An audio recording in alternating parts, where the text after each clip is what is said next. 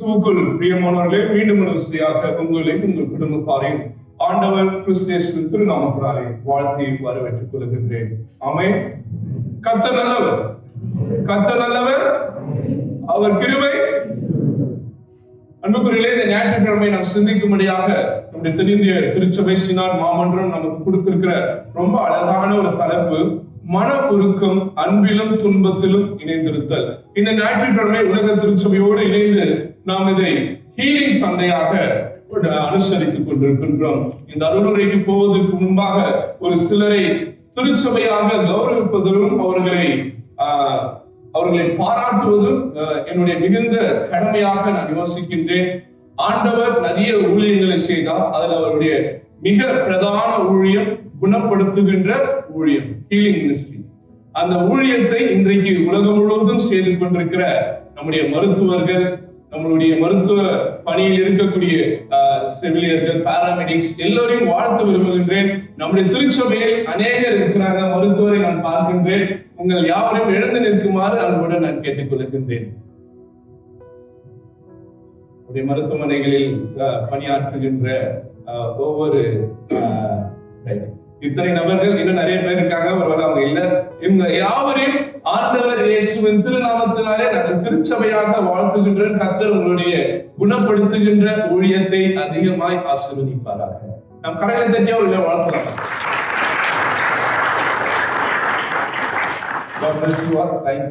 அன்புக்கினியவர்களே, இன்னைக்கு ஹீலிங் அப்படின்றது ரொம்ப முக்கியமான ஒன்றாக இருக்கிறது. Everyone needs that healing. எல்லோருக்கும் அந்த குணப்படுத்துதல், அந்த சுகம் பெறுதல் என்பது மிக மிக முக்கியமான ஒன்றாக இருக்கிறது.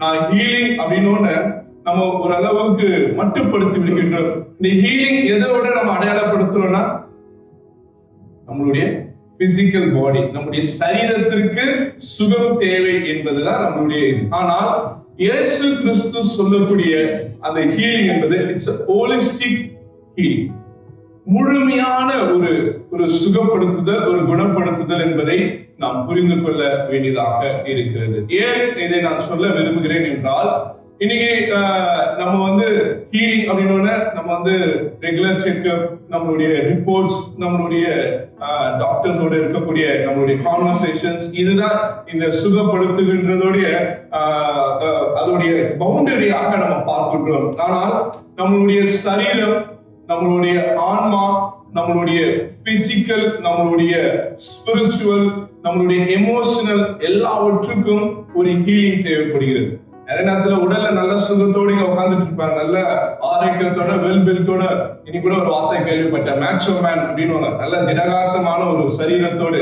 ஆனா அவங்க இருதயம் பாத்தீங்கன்னா உடைஞ்சு போயிடும். ஒருவேளை நல்லா பேசலாம், நல்லா சிரிக்கலாம், எல்லாரிடத்துல ரொம்ப அன்பா இருக்கலாம், நல்லா போதிக்கலாம். ஆனா என் இருதயம், என்னுடைய எமோஷனல் ட்ராமா, என்னுடைய பிரச்சனைகள், என்னுடைய உள்ளார்ந்த சைக்கலாஜிக்கல் ப்ராப்ளம்ஸ் வெளியில யாருக்கும் தெரியாது. I may show off that I am okay, I am good. நான் வெளியில பார்க்கிறதுக்கு ஆரோக்கியமா இருக்கலாம், ஆனா என் உள்ளான மனிதன், என்னுடைய உள்ளான சிந்தனை, என்னுடைய உள்ளான செயல்பாடுகள் எப்படி இருக்குது எனக்கு தான் தெரியும். அது புரோக்கனா இருக்கலாம், அது டேமேஜா இருக்கலாம், அது சுகவீனப்பட்டு இருக்கலாம், அது உடைந்து போயிருக்கலாம், அது காயங்களோடு இருக்கலாம். ஆனால் ஆண்டவர் இயேசு முழுமையான ஒரு விடுதலை, ஒரு சுகத்தை கொடுக்க வல்லவராயிருக்கிறார். ஆமென். இவங்க எல்லாமே நமக்கு மருத்துவம் ரீதியாக, ஒருவேளை மெடிசன் ஓரியன்டாக, சர்ஜரி ஓரியன்டாக விடுதலை கொடுக்கலாம், சுகம் கொடுக்கலாம். ஆனால் அந்த உள்ளான ஹீலிங், அந்த ஹோலிஸ்டிக் ஹீலிங் என்பது ஆண்டவர் இயேசுவிடத்தில் நமக்கு முழுமையாக பெற்றுக்கொள்ள முடியும். அதனால உலகத்தின் தலை சிறந்த ஹீலர், உலகத்தின் தலை சிறந்த குணப்படுத்தக்கூடியவர் யார் என்றால் ஆண்டவர் இயேசு கிறிஸ்து. ஆமென். அவருடைய சுகப்படுத்துதல் தெய்வீக சுகம். ஆமென். அந்த தெய்வீக சுகத்தை எதிர்பார்த்து திருச்சபையாக நாம் இந்த மாலை வேளையிலே கூடியிருக்கின்றோம். இந்த சமுதாயமாக, இந்த கம்யூனிட்டியாக we have a purpose. நீங்கள் நானும் இந்த உலகத்திலே ஒரு நோக்கத்தோடு படைக்கப்பட்டிருக்கின்றோம். இந்த நோக்கம் சில நேரங்களில் உடைக்கப்படுகிறது. பலவீனத்தின் மத்தியில், நமக்கு வரக்கூடிய நோய்களின் மத்தியில், நமக்கு வரக்கூடிய இடர்கள் மத்தியிலே நம்முடைய பர்பஸ், நம்மளுடைய நோக்கம் உடையப்படுகிறது. ஆனால் இவைகள் மத்தியிலே ஆண்டவர் மறு கட்டுமானம் செய்ய, நம்முடைய சரீரத்தில் நம்முடைய ஆன்மாவை மறு கட்டுமானம் செய்வதற்கு சில இன்ஸ்டிடியூஷன்ஸை ஏற்படுத்தி இருக்கிறார், சில நிறுவனங்களை ஏற்படுத்தி இருக்கிறார், சில காரியங்களை நமக்கு ஏற்படுத்தி கொடுத்திருக்கிறார். ரொம்ப வேதனையான விஷயம், இந்த சில கிறிஸ்தவர்கள் நான் ஹாஸ்பிட்டலுக்கே போக மாட்டேன், நான் மெடிசனே எடுக்க மாட்டேன், ஆண்டவர் எனக்கு சுகம் கொடுப்பார் அப்படின்னு இந்த விசுவாசத்தை மையப்படுத்தி ஒரு மாதிரி ஃபண்டமெண்டலிஸ்டிக்கா பேசக்கூடிய இயக்கங்கள் உண்டு, ஃபண்டமெண்டலிஸ்டா பேசக்கூடிய திருச்சபைகள் உண்டு. கார்டியாக் அரெஸ்ட் வந்தா கூட சர்ச்ல இருக்கும்போது தைலம் தேய்ச்சி அவங்க சாவடிச்சவங்க திருச்சபைகள் உண்டு. ஏன்னா ஹாஸ்பிட்டலுக்கு போறது இயேசு கிறிஸ்துவுக்கு எதிரானதுன்னு சொல்லக்கூடிய ஒரு கூட்டம் இந்த உலகத்தில் வாழ்ந்து கொண்டிருக்கிறது. நான் உங்களுடைய விசுவாசத்தை குறை சொல்லல, ஆனால் விசுவாசம் வேற, அதீத மூட நம்பிக்கைன்றது வேற. ஆண்டவர் சுகம் கொடுப்பார். எதன் வழியாக சுகம் கொடுப்பார்? சில காரியங்கள் வழியாக, மருத்துவர்கள் வழியாக, மருந்துகள் வழியாக, சர்ஜரி வழியாக ஆண்டவர் நம்மை பலப்படுத்த அவர் கிரியை செய்கிறவராக இருக்கிறார். வேதத்துல மருத்துவர்கள் உண்டு, வேதத்துல செவிலியர்கள் உண்டு. மோசே காலத்துல 2 செவிலியர்கள் உண்டு. யாரது? சப்பிரா, ரைட்டா? அடுத்தது நற்செய்தி நூல் எழுதினவர் யாரு? லூக்கா. அவர் யாரு? ப்ரொஃபஷனலி அவரு இஸ் a டாக்டர். அப்போ திருச்சபையிலும் நம்முடைய கிறிஸ்தவத்திலும் மருத்துவர்களும் செவிலியர்களும் உண்டு. அவங்க கிட்ட எல்லாம் போக கூடாது, நம்ம ஜபத்திலே இது பண்ணணும் அப்படின்றது கடவுளுடைய திட்டத்திற்கு எதிரானது. கடவுள் இயற்கையை சுகம் கொடுக்கிறவராக இருக்கிறார். போய் சீலவாங்க இதுல குளின்றாரு, யோர்தான்ல குளின்றாரு, மண்ணை எடுத்து கண்ணில் பூசுறாரு. இதெல்லாம் ஒரு ஹீலிங்காக அவர் யூஸ் பண்ணக்கூடிய ப்ராசஸ். இன்னைக்கு ஆண்டவர் சுகப்படுத்துகிறார். மருந்துகள் வழியாக, மருத்துவர்கள் வழியாக, சர்ஜரி வழியாக ஆண்டவர் நம்மை பலப்படுத்தி கொண்டிருக்கிறார். சரீரத்து ரீதியாக, ஆன்மீக ரீதியாக, திருச்சபை வழியாக, அவருடைய திருவார்த்தைகள் வழியாக, அவருடைய வேத வசனங்கள் வழியாக ஆண்டவர் நம்மை பலப்படுத்தி கொண்டிருக்கிறார். அதனால திருச்சபையாக நம்ம இந்த ஹீலிங் ப்ராசஸ, ஹீலிங் மினிஸ்ட்ரியை அதிகமா எடுத்து பயன்படுத்துவது நம்முடைய ரொம்ப நோக்கமாக இருக்கிறது. நம்ம எல்லாவற்றையும் ரீஃபர்பிஷ் பண்ணிட்டு எல்லா மினிஸ்ட்ரியும் நம்ம புதுப்பித்து கொண்டு வருகின்றோம். இப்ப அந்த செல்ஃப் பிரேயர் ரொம்ப சிறப்பாக ஓடிக்கொண்டிருக்கிறது, ஃபெலோஷிப்ஸ் நல்லா போயிட்டு இருக்கு. அடுத்தது நம்மளுடைய நோக்கத்துல ஒருவேளை இந்த வருடத்துல நம்ம பார்த்தோம்னா எழுதுனது என்னன்னா இந்த மெடிக்கல் மினிஸ்ட்ரி, மெடிக்கல் கேம்ப்ஸை நம்ம திருப்பி ரீஸ்டார்ட் பண்ண வேண்டியது இருக்கு என்று சொல்லிட்டு வருகிறோம். அதனால வரும் காலங்களிலே இந்த ஊழியத்தை நம்முடைய திருச்சபையிலே அதிகமாக வலுப்படுத்த கர்த்தர் நமக்கு அனுகூலமான துணையாக இருப்பார் என்று விசுவாசிக்கிறேன். இன்றைக்கு நான் சுருக்கமாக 3 குறிப்புகளை சொல்லி உங்களிடத்திலே கடந்து செல்ல ஆசைப்படுகின்றேன். வலியை உணர்வதுதான் உண்மையான ஆற்றல் படுத்துகின்ற ஊழியமாக இருக்கிறது, குணப்படுத்துகின்ற ஊழியமாக இருக்கிறது. அதாவது understanding the pain is the best healing ministry. ஒருவருடைய வலியை உணர்ந்து கொள்வதுதான் உண்மையான திருப்பணி என்பதை திருச்சபை உணர்ந்து கொள்ள வேண்டியதாக இருக்கிறது. இன்னைக்கு வாசித்த ஏசாயா 42 திருமொழிகள் 1 முதல் 9 அது பார்க்கும்போது இது டியூ டு ஐசாயா என்று சொல்வார்கள். எக்ஸைல் பீரியட், இஸ்ரேல் மக்கள் பாபிலோன் சிறையிருப்பின் காலகட்டத்திலே அவர்களுக்கு ஒரு வாக்குத்தத்தமாக அருளப்படுகின்ற தீர்க்கதரிசன இறைமொழிகள் இயேசு கிறிஸ்துவை குறித்து முன் அறிவிக்கப்படுகிறது. அந்த 2ஆம் வசனத்தை வாசிப்போமா? ஏசாயா 42:2. அவர் கூக்குரலிடவும் மாட்டார், தம்முடைய சத்தத்தை உயர்த்தவும் அதை வீதியிலே கேட்க பண்ண மாட்டார். அவர் நெறிந்த நாணலை முறியாதவரும் மங்கி எரிகிற திரியை அணியாதவரும் நியாயத்தை உண்மையாய் வெளிப்படுத்துகிறவருமாய் அவர் நியாயத்தை பூமியிலே நிலைப்படுத்தும் அவருடைய வேதத்துக்கு தீவுகள் காத்திருக்கும். ஆமென். அன்புக்குரியவர்களே, இங்க சொல்லும்போது இன்னைக்கு இந்த உலகம் பாத்தீங்கன்னா சர்வைவல் ஆஃப் த ஃபிட்டஸ்ட் இந்த கான்செப்ட்ல ஓடிட்டு இருக்கு. நீ இந்த உலகத்துல வாழணும்னா, நீ சர்வை பண்ணணும்னா நீ ஃபிட்டா இருந்தா தான் சர்வை பண்ண முடியும். அப்ப ஃபிட்டா இல்லாதவங்க you are not supposed to survive here. நீ வாழ தகுதியற்றவன் என்று. ஆனால் ஆண்டவர் இயேசு சொல்கிறார், நெறிந்த நாணலை முறியாமலும் மங்கி எரிகிற திரியை அணையாமலும். யாரெல்லாம் இங்க வீக்கா இருக்கிறாங்க, யாரெல்லாம் இங்க பலனற்று இருக்கிறார்களோ, யாரெல்லாம் உதவியற்று இருக்கிறார்களோ ஆண்டவர் அவர்களை பலப்படுத்துகிறவராக இருக்கிறார். உலகம் பலவான்களை தேடிக்கொண்டிருக்கிறது, ஆண்டவர் பலவீனர்களை தேடிக்கொண்டிருக்கிறது. ஆமென். அவருக்கு ஃபிட்டா இருக்கிறவங்க என்னைக்குமே தேவை கிடையாது. இந்த உலகம் யாரை ரிஜெக்ட் பண்ணுதோ, யார் அன்பிட்டுனதோ, யார தகுதியற்றவனதோ, ஆண்டவர் அவர்களை தகுதிப்படுத்துகிறவராக இருக்கிறார். விசுவாசிக்கிறவங்க ஹல்லேலூயா சொல்லுங்க. ஆண்டவருடைய ஊழியத்தை கவனித்து பாருங்க. ஆண்டவர் தன்னுடைய ஊழியத்தை எங்கு தொடங்கினார்? கலிலேயா. ரொம்ப அழகான ஒரு பதில். கலிலேயாவில் இருக்கக்கூடியவர்கள் பணக்காரர்களும் வசதி நிறைந்தவர்களும் ஆற்றல் நிறைந்தவர்களும் கிடையாது. கலிலேயாவில் இருக்கக்கூடியவர்கள் எளிய மக்கள். அவருடைய ஊழியத்துல அவர் தேடி போனவங்க யாரெல்லாம்? மீனவர்கள், படிக்காதவங்க, உடல் ஊனமுற்றவர்கள், பலவீனர்கள், அந்த சமுதாயத்தினாலே தீட்டானவர்கள் என்று ஒதுக்கப்பட்டவர்கள். இன்னைக்கு திருச்சபை ஊழியக்காரர்கள் யாரை தேடிட்டு இருக்காங்க? இன்னைக்கு திருச்சபை, இன்னைக்கு சமுதாயம், ஊழியர்கள் யாரை தேடிட்டு இருக்காங்க? இப்படிப்பட்ட பலவீனர்களை தேடிக்கொண்டிருக்கிறார்களா, இல்லை சமுதாயத்தில் உயர்ந்த நிலையில் இருக்கிறவர்களை தேடிக்கொண்டிருக்கிறார்களா?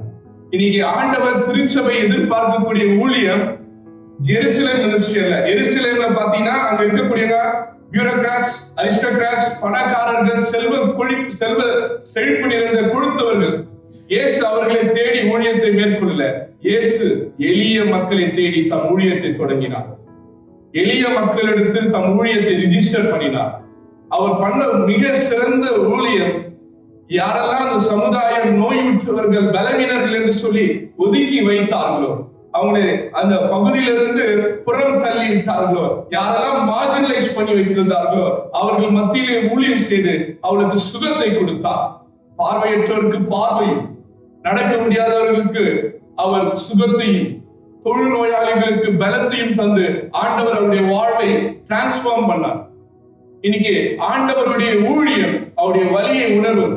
இன்னைக்கு திருச்சபையில இங்க எல்லாம் நல்லா உட்கார்ந்து இருக்கலாம். எத்தனை பேர் இங்க வலியோடு உட்கார்ந்து இருக்கிறீங்கன்னு எனக்கு தெரியாது, உங்க பக்கத்துல இருக்கிறவங்களுக்கு தெரியாது, ஈவன் உங்க மனைவிக்கு தெரியாது, உங்கள் கணவருக்கு தெரியாது. ஆனால் ஆண்டவர் இயேசுவுக்கு தெரியும். விசுவாசிக்கிறவங்க ஹல்லேலூயா சொல்லுங்க. No one knows your pain, real pain. நீங்க எதுக்குள்ள ஓடிட்டு இருக்கீங்க, எவ்வளவு பெயின்ல நீங்க சர்வைவ் ஆயிட்டு இருக்கீங்க. இன்னைக்கு வெளியில ரொம்ப அழகா சிரிக்கலாம் என்ன பார்த்த உடனே, ஆனா உங்களுக்கு உள்ள வேதனையில் வருந்தி கொண்டிருக்கலாம். அந்த வலி எனக்கு தெரியாதுங்க. அந்த வலி உங்க கூட படுத்துட்டு இருக்கவங்க, உங்க கூட வாழ்ந்துட்டு இருக்கவங்களுக்கு தெரியாது. என் ஆண்டவர் இயேசுவுக்கு தெரியும். He knows the pain. ஆமென். நெறிந்த நாணலே முறியாதவர், அவங்களை பலப்படுத்துகிற தேவனாக இருக்கிறார். இன்னைக்கு நான் ஒரு சின்ன ஒரு சேலஞ்ச் சொல்றேன். உங்க குடும்பத்துல ஒரு மிகப்பெரிய பிரச்சனை, இந்த சர்ச்ல இருக்கிற யார்கிட்ட உங்ககிட்ட ஷேர் பண்ண முடியுமா? Can you share any personal problem? உங்க வாழ்க்கையில இருக்கக்கூடிய மோசமான ஒரு ட்ராமா, ஒரு பிரச்சனை, இந்த திருச்சபையில் இருக்கக்கூடிய யார்கிட்டயாவது உங்களால மனதை விட்டு சொல்ல முடியுமா? சொன்னா அவங்க என்ன பண்ணுவாங்க? ஜட்ஜ் பண்ணுவாங்க. என்ன பண்ணுவாங்க? ஜட்ஜ். உங்களுக்கு ஒரு நோயின்னு சொல்லுங்க, ஒண்ணு இல்ல, உங்களுக்கு ஒரு 8 வருஷமா 6 வருஷமா குழந்தை இல்லைன்னு சொல்லுங்க, என்ன சொல்லுவாங்க தெரியுமா? யோசிப்பாங்க மனசுக்குள்ள, இவங்க ஏதோ பாவம் பண்ணிருக்காங்க, ஆண்டவர் அதனாலதான் அவங்க கற்பத்தை எடுத்திருக்காங்க. இவங்களுக்கு ஏதோ ஒரு நோய் இருக்குன்னு சொல்லுங்களேன், இவங்க ஏதோ பாவம் பண்ணியிருக்காங்க, அதனாலதான் ஆண்டவர் அவங்களை தண்டிக்கிறார். என் ஆண்டவர் ஒருவரையும் தண்டிக்கிறவர் அல்ல. ஆமென். என் ஆண்டவர் யாரையும் தண்டிக்கிற தேவன் அல்ல. ஆனா இன்னைக்கு இந்த சமுதாயமும், இந்த திருச்சபையும், இந்த உலகமும் ஒருவரை ஈஸியா ஜட்ஜ் பண்ண ஆரம்பிச்சு அவங்களுடைய குறைகள். அதாவது கேட்டாங்க, ஆண்டவரே இவன் குருடராய் பிறந்தது இவன் செய்த பாவமா, இவன் பெற்றோர் செய்த பாவம்? ஆண்டவர் சொன்னார், அது அவன் செய்த பாவம் அல்ல, அவன் பெற்றோர் செய்த பாவம் அல்ல, தேவனின் மகிமை வெளிப்படுத்த முடியாது. ஆமென். இன்னைக்கு பல நேரங்கள்ல நாம் பலவீனம், உடல் குறைபாடு, இதை நம்ம இம்மிடியேட்டா எதோட கனெக்ட் பண்றோம்? பாவத்தோடு. பவுல் எவ்வளவு பெரிய ஊழியக்காரர், ஆமாவா இல்லையா? அவருடைய வல்லமைக்கு ஆற்றலே கிடையாது, அதை மதிப்பீடு செய்யவே முடியாது. ஆனா அந்த பவுலுக்கு ஒரு மிகப்பெரிய பலவீனம். அவர் சொல்றாரு, என் பலவீனத்தை எடுத்து போடும்படியாக ஆண்டவரிடத்துல எத்தனை முறை ஜெபம் பண்ண? 3 முறை ஜெபம் பண்ண. ஆண்டவர் எடுத்து போட்டாரா? என்ன சொன்னாரு? என் கிருபை உனக்கு போதும், உன் பலவீனத்தில் என் பலன் பூரணமாக. பல நேரங்கள்ல ஆண்டவர் அந்த பலவீனத்தை எடுத்து போடுறாரா இல்லையோ, அந்த பலவீனத்தின் மத்தியிலே நம்மை வாழ வைத்துக் கொண்டிருக்கிறார். ஆமென். நம்ம என்னைக்குமே யோசிக்கிறோம், ஏன் எனக்கு அற்புதம் நடக்க மாட்டேங்குது, ஏன் எனக்கு அதிசயம் நடக்க மாட்டேங்குது. எத்தனையோ அந்த சுவிசேஷ கூட்டத்துல உட்கார்ந்து தலையை குனிஞ்சிட்டு என் பேரை சொல்ல மாட்டாங்களா, என் நோயை சுகப்படுத்த மாட்டாங்களா, எனக்கு விடுதலை கொடுக்க மாட்டாங்களா காத்துட்டு இருக்கிறோம். ஆனா இத்தனை வருஷமா நம்ம வாழ்ந்து கொண்டுதானே இருக்கிறோம் அந்த பலவீனத்தின் மத்தியிலே. தேவன் என்னைக்காவது நம்ம விட்டுட்டாரா? நீங்க நிறைய நேரத்துல அப்படிப்பட்ட ஒரு அற்புதத்தை தான் நம்ம யோசிச்சுட்டு இருக்கோம். ஆனால் என்னுடைய வாழ்விலே அனுதினமும் கர்த்தர் கொடுக்கிற விடுதலை, அனுதினமும் நான் வாழக்கூடிய சுகம், நிறைய நேரத்துல ஆண்டவர் செய்யற ஒரு விரக்தி வந்தது. ஏன் ஆண்டவர் எனக்கு செய்யல? என் நினைவுகள், ஆண்டவர் ஏதோ ஒரு திட்டத்தை நம்ம வாழ்க்கையிலே வைத்திருக்கிறார். அதனால இந்த உலகம் உங்களை நியாயம் திருக்கலாம், ஆண்டவர் ஒருபோதும் உங்களை நியாயத்திருக்கிறவர் அல்ல. அடுத்த குறிப்பு நான் சொல்ல வந்தது the nature. இந்த ஹீலிங் உடைய ப்ராசஸ்ல ரொம்ப முக்கியமான ஒரு காரியம், ஒருவரை ஒருவர் சப்போர்ட் பண்ண வேண்டியதாக இருக்கிறது. இன்னைக்கு வாசித்த எபிசோட் யாக்கோபு 5ஆம் அதிகாரம் ரொம்ப அழகான ஒரு எபிசோட், ஒரு நிருபம். அத சொல்றாரு, உங்களில் ஒருவன் எப்படி இருக்காங்க. 13ஆம் வசனத்தை வாசிங்க. உங்களில் ஒருவன் துன்பப்பட்டால் சந்தோஷப்பட கடவுள் தான் இன்னைக்கு திருச்சபை ஓடிக்கொண்டிருக்கிறது. என் திருச்சபையில் ஒருவர் துன்பப்படுகிறாரு, ஒருத்தர் கஷ்டப்படுறாருன்னா அது கேள்விப்பட்டோன்னு அடுத்தவங்களுக்கு சந்தோஷம் தான் வருது. உண்மையிலேயே அவங்க கிறிஸ்தவங்களான்னு கேட்டா கிடையாது. நான் இந்த திருச்சபை சொல்ல, இன்னைக்கு நிறைய திருச்சபைகள் அப்படிதான் இருக்கு. இன்னைக்கு அதுதான், என் சகோதரன் ஒரு பலவீனத்துல ஏதோ ஒரு பிரச்சனையில இருக்கிறானா அவனுடைய பலவீனத்தை குறித்து, அவனுடைய பிரச்சனை குறித்து நம்ம என்ன பண்ண வேண்டியதாக இருக்கிறது? ரொம்ப அவங்க குறித்து கரிசனை கொண்டவர்களாக அவளுக்காக ஜெபிக்க வேண்டியதா இருக்கு. அவங்க உங்ககிட்ட கேட்க மாட்டாங்க, அக்கா அண்ணா எனக்காக பிரேயர் பண்ணுங்க, சிஸ்டர் எனக்காக பிரேயர் பண்ணுங்க, எனக்காக ஜெபம் பண்ணுங்க கேட்க மாட்டாங்க. அவங்க கேட்காம அவளுக்காக ஜெபிக்கிறது தான் உண்மையான திருச்சபை. யோசித்து பாருங்க, நம்ம திருச்சபையில எத்தனை பேர் தேவைகளோடு இருக்கிறாங்க, எத்தனை பேர் குழந்தை பாக்கியத்துக்காக காத்திருக்கிறாங்க, எத்தனை பேர் திருமணத்துக்காக காத்திருக்கிறாங்க, எத்தனை பிள்ளைகள் விசால வேலைக்காக காத்து கொண்டிருக்கிறார்கள், எத்தனை குடும்பங்கள் கேம்ப்ல, எத்தனை சகோதரர்கள் தனிமையில பாடுகளோடு பலவீனத்தோடு இருக்கிறாங்க. அவங்களுக்காக நம்மளே இன்னைக்கு முன் வந்து ஜெபித்து இருக்கிறோம். எத்தனை பேரு உபவாச முன்னிலை ஜெபத்துக்கு வரும்? 30 பேர். அந்த 30 பேர் என்னன்னா, நான் ஒரு வருஷமா பார்த்துட்டு இருக்கேன், அதே 30 பேர் தான். அதே மாதிரி ஃபாஸ்டிங் பிரேயருக்கு எத்தனை பேர் வரும்? அதே 30 பேர் தான். அவங்க யாருன்னா மாசம் வருவாங்க. ஏன் இன்னைக்கு நம்ம போய் ஜெபம் பண்ணலாம், இன்னைக்கு நம்ம போய் இது பண்ணலாம். ஆனா ரொம்ப நான் கர்த்தரை துதிக்கின்றேன், நம்முடைய அந்த 24 hours செயின் பிரேயர் எக்ஸலண்டா கர்த்தர் நடத்தி கொண்டிருக்கிறார். நிறைய பேர் அதுல பாரத்தோடு ஜெபம் பண்ணிட்டு இருக்கீங்க. ஆனால் இது போதாது, நாம் இன்னும் திருச்சபையாக நம்முடைய சகோதர சகோதரிகளுக்காக பாரத்தோடு ஜெபிக்கிறவர்களாக, தாங்குகிறவர்களாக இருக்கணும். இன்னைக்கு திருச்சபையில ஒருத்தருக்கு ஒரு குறைபாடு, ஒருத்தருக்கு ஒரு பலவீனம்னு நம்ம கேள்விப்பட்ட உடனே திருச்சபை மக்கள் போய் அங்க நின்று அவங்களுக்காக ஜெபிக்கிறவர்களாக இருக்க வேண்டியதாக இருக்கிறது. இன்னைக்கு நம்ம காலையில ரொம்ப அழகா ஒரு செஷன் நம்ம நடத்தணும், நோ ஈச் அதர், ஒருவரை ஒருவர் தெரிந்து கொள்ளுங்கள். அது ரொம்ப டைம் எடுத்துச்சு. ஆனாலும் நானும் செக்ரட்டரியா ரொம்ப ஸ்டபனா இருக்கும். ஏன்னா இன்னைக்கு ஒருத்தர் தெரிந்து கொள்ளாமல் நம்ம சகோதர சகோதரிகளாக வாழ்ந்துட்டு இருக்கிறோம்.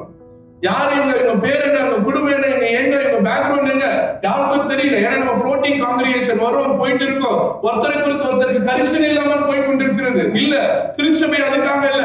என் சகோதரன் ஒருவன் பலவீனப்பட்டால், என் சபையில ஒருத்தருக்கு குறைவு இருந்தால் அவருக்காக ஜெபிக்கிற சகோதர சகோதரிகளாக நாங்கள் இருக்கின்றோம். ஆமென். இப்படி சப்போர்ட்டிவான ஒரு கம்யூனிட்டியாக இருக்க திருச்சபையை ஆண்டவர் அழைக்கிறார். வாசிங்க அந்த வசனம், யாக்கோபு 5ஆம் அதிகாரம் 13ஆம் வசனத்தை. ஜெபம் பண்ண கடவன், சங்கீதம் பாட கடவன், உங்களில் ஒருவன் வியாதிப்பட்டால் சபையின் மூப்பர்களை வரவேற்பானாக, அவர்கள் கர்த்தருடைய நாமத்தினாலே இன்னைக்கு நிறைய நேரத்துல நம்முடைய திருச்சபையில யாருக்காவது ஒரு ஆக்சிடென்ட், ஒரு பலவீனம் எங்களுக்கு தெரியுதில்ல, எப்படியோ லேட்டா ஒரு இன்ஃபர்மேஷன் நாங்க போய் நிக்கிறோம். ஆனா we are ready. இந்த திருச்சபை ஆயராக, இந்த திருச்சபை கமிட்டியாக, இந்த திருச்சபையின் மூப்பர்களாக, எல்டர்ஸாக நாங்கள் தயாராக இருக்கிறோம். நான் வந்த புதுசுல சொன்னேன், என்னுடைய தொலைபேசி 24 hours உங்களுக்கு காத்து இருக்கிறது. நீங்க எப்பனாலும் ஒரு பிரேயர் ரிக்வெஸ்ட், ஒரு மெசேஜ், ஒரு டெக்ஸ்ட், ஐயா இதுக்காக உடனே நாங்கள் உங்களுக்காக ஜெபிக்க ஆயத்தமா இருக்கிறோம். ஒருவேளை நம்ம எல்லாமே வேற ஒரு தேசத்துல இருந்து, நம்ம இந்திய தேசத்துல இருந்து இங்க வந்திருக்கிறோம். ஒருவரை தாங்குவதற்காக தான் நாம் இங்க அழைக்கப்பட்டிருக்கின்றோம். அருமையான திருச்சபை மக்களே, நம்ம ஏன் பாஸ்டரை தொந்தரவு பண்ணணும், நம்ம ஏன் செக்ரட்டரியை தொந்தரவு பண்ணணும், நம்ம ஏன் கமிட்டி மெம்பர்ஸை தொந்தரவு பண்ணணும்னு யோசிக்காதீங்க. இதற்காக தான் நாங்கள் ஒப்படைப்போடு காத்திருக்கிறோம். இதுக்காக தான் கர்த்தர் ஊழியத்தை நமக்கு தந்திருக்கிறார். ஆமென். இதுக்காக தான் இந்த பிரேயர்ஸ்ல நம்ம ஒழுங்குபடுத்திருக்கிறோம். ஒருவேளை நேரடியாக கிட்ட வர முடியல, உங்க பிரேயர் லீடர்ஸ் கிட்ட சொல்லுங்க, அவங்க தெரியப்படுத்துவாங்க. நாங்கள் இணைந்து வருகிறோம் உங்கள் இல்லங்களை சந்திக்க. நிறைய நேரத்துல நிறைய குடும்பங்களை நாங்க யோசித்து பார்க்கிறோம், இதுவரையில ஒரு வாட்டி கூட எங்களை வீட்டுக்கு கூட கூப்பிடாத குடும்பங்களும் உண்டு. ரெகுலரா சர்ச்சுக்கு வரீங்க, ஆனா நான் உங்களை விசிட் பண்றது கூட எங்களை அனுமதிக்க மாட்டேங்கிறீங்க. இல்ல, உங்களுக்காக தான் நாங்கள் காத்திருக்கிறோம். உங்களுக்காக ஊழியம் செய்யதான் கர்த்தர் எங்களை அழைத்திருக்கிறார். அதுதான் திருச்சபையின் அதீத நோக்கமாக இருக்கிறது. நான் நிறைவு செய்ய விரும்புகின்றேன். மூன்றாவது குறிப்புகளாக நாம் கடந்து செல்வோமாக. இன்னைக்கு வாசித்த நற்செய்தி பகுதி நமக்கு ரொம்ப அழகா கற்றுக் கொடுக்கிறது. மத்தேயு 9ஆம் அதிகாரம் 36ஆம் வசனத்தை நம்ம படிப்போமாக. அவர்கள் மேய்ச்சல் இல்லாத ஆடுகளைப் போல தோய்ந்து போனவர்களும் சிதறடிக்கப்பட்டவர்களுமாய் இருந்தபடியால் அவர்கள் மேல் மனதுருகி. அந்த வார்த்தை ரொம்ப முக்கியமானது. ஆண்டவர் மனதுருக்கிறவராக இருக்கிறார். இன்னைக்கு இந்த கம்பேஷன்ன்றது ரொம்ப முக்கியமானது. இன்னைக்கு எல்லாமே மணி மோட்டிவா மாறிடுச்சு. எல்லா இடத்துலயும் பணம், ஏதாவது பணம் கிடைக்குமா அங்க போய் செய்யலாம், இதுல ஏதாவது ப்ராஃபிட் இருக்குமா இதை செய்யலாம் அப்படின்ட்டு இருக்கு. ஆனால் இன்னைக்கு திருச்சபை மட்டும்தான் இந்த மனதுருக்கத்தின் அடையாளமாக இருக்கிறது. ஒருத்தர் உண்மையாக பாடுபடுகிறார் என்றால் உங்கள் உறவுகள் கூட ஏதோ நோக்கத்தோடு தான் உங்களை தேடி வரும். எந்த நோக்கமும் இல்லாமல் உங்கள் மீது மனதுருகிற ஒரு சமுதாயம், ஒரு குமுகாயம் என்றால் அது உங்கள் திருச்சபை மட்டும்தான். ஆமென். இந்த திருச்சபை உங்கள் மீது வைத்திருக்கிற அந்த கம்பேஷன், அந்த மனதுருக்கம் ரொம்ப முக்கியமானது. ஏன்னா ஆண்டவர் இயேசு அந்த மனதுருக்கத்தை கொண்டிருக்கிறார். நீங்க நிறைய நேரத்துல நம்ம செபிக்கிறோம் திருச்சபையில. நான் சொல்லட்டுமா, the best prayers எங்க தெரியுமா செய்யப்படுகிறது? திருச்சபைகளை கிடையாது, ஹாஸ்பிட்டல்ஸ் தான். எங்கெல்லாம் ரொம்ப சிறந்த பிரேயர்கள், ரொம்ப உள்ளத்து நாளத்துல இருந்து ஜெபங்கள் எடுக்கப்படுகிறது தெரியுமா? அந்த மருத்துவமனைகள்ல இருக்கக்கூடிய சாப்பல்ஸ்ல தான். நிறைய மிஷனரி ஹாஸ்பிட்டல்ஸ்ல நான் ஒர்க் பண்ணியிருக்கேன், பார்த்திருக்கேன். டெல்லியில ஸ்டீபன்ஸ் ஹாஸ்பிட்டல்ல, சிஎம்சில, கல்யாணி ஹாஸ்பிட்டல்ல, இதுல எல்லாம் நான் பார்த்திருக்கிறேன். அவங்க கண்ணீரோடு செபித்து இருக்கிறவர்கள். என் குடும்பத்துல ஒரு பிரச்சனைன்னு போது நான் தேடி போய் நிக்கிறேன் அந்த சாப்பல் தான். என் மனைவிக்கோ இல்ல என் குழந்தைக்கோ ஏதோ ஒண்ணு நான் போய் மருத்துவமனையில செய்யக்கூடிய அந்த ஜெபம் பவர்ஃபுல்லான ஒரு ஜெபமாக இருக்கிறது. நம்ம நினைக்கிறோம் ஒருத்தவங்க ஹாஸ்பிட்டல் அட்மிட் பண்ணிருக்கிறாங்க, படுத்துட்டு இருக்காங்க, ஒருத்தவங்க வெளியில அந்த ஒரு டேபிள் போட்டிருப்பாங்க, ஒரு சேர் போட்டிருப்பாங்க, அதுல படுக்க முடியாது, அதுல உட்கார்ந்து இருக்கிறாங்களே, அவங்களால என்ன பண்ண முடியும்? ஏதாவது ரிப்போர்ட்டை மாத்தி பண்ண முடியுமா? இல்ல உள்ள இருக்கிறவங்களுக்கு ஏதாவது சர்ஜரியில ஹெல்ப் பண்ண முடியுமா? இல்ல அவங்களை கியூர் பண்ண முடியுமா? அவங்க ஏன் வெளியே உட்கார்றாங்க? அவங்க உட்கார்றதுனால அங்க என்ன ஆயிடும்போது? உள்ள இருக்கிறவங்களுக்கு தெரியுதோ தெரியல, ஆனா வெளியில ஒரு ஒரு ஒரு உறவு காத்திருக்கல. ஏன்னா அந்த உறவு இடையில இருக்கக்கூடிய ஜெபம் அவ்வளவு வல்லமை நிறைந்தது. அவங்களுடைய ஜெபங்கள் தான் பல நேரங்கள் அங்க சுகத்தை கொண்டு வந்திருக்கிறது. அப்படி ஜெபிக்கக்கூடிய ஒரு சமுதாயமாக திருச்சபையாக கர்த்தர் நம்மை அழைத்திருக்கிறார். ஆமென்.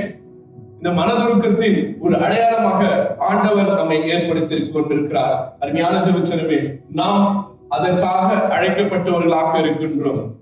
ஒரு அழகான ஒரு இல்லஸ்ட்ரேஷனோடு நான் முடிக்க ஆசைப்படுகின்றேன்.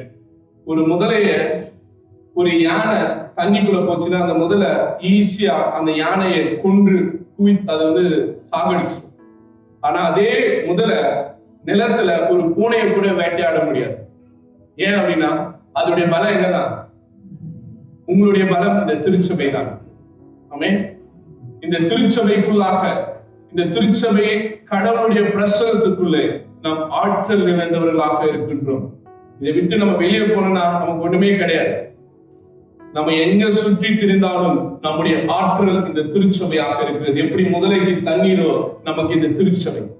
இந்த திருச்சபை நம்மை தாங்குகிறது, நம்மை ஏந்துகிறது, நம்மை சுமக்கிறது. ஆண்டவர் இந்த திருச்சபையின் அடித்தளமாக இருக்கிறார்.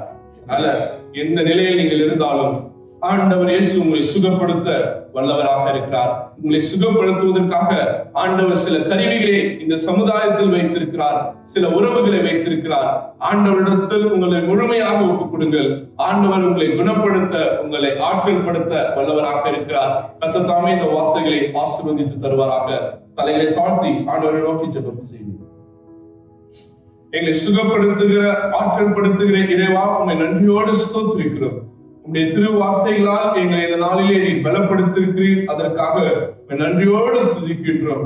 ஆண்டவரே, நீ தந்திருக்கிற இந்த திருச்சபைக்காக, மருத்துவ திருப்பணிக்காக, மருத்துவர்களுக்காக, செவிலியர்களுக்காக, ஆண்டவரே, எல்லா விதமான ஆற்றல் படுத்துகிற, குணப்படுத்துகின்ற ஊழியர்களுக்காக நாங்கள் நன்றி செலுத்துகின்றோம்.